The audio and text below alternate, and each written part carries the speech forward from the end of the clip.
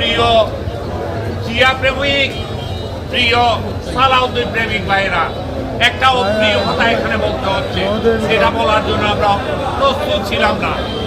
আজকে সকালে এই মার্কেটের মালিক একটা বড় অফিসার সরোয়ার সাহেব আমার কাছে একজন বাহক দিয়ে বার্তা পাঠিয়েছেন।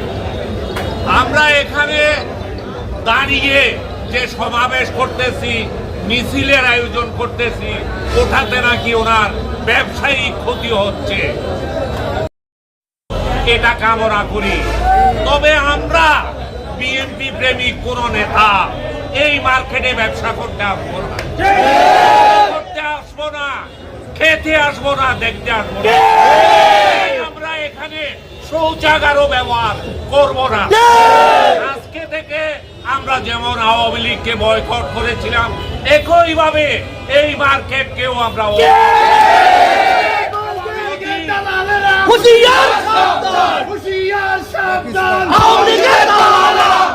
যদি এই মার্কেটের মালিক জাতির কাছে ক্ষমা না চায়, তাহলে বিএনপি এই মালিক এবং মার্কেটকে ক্ষমা করবে না।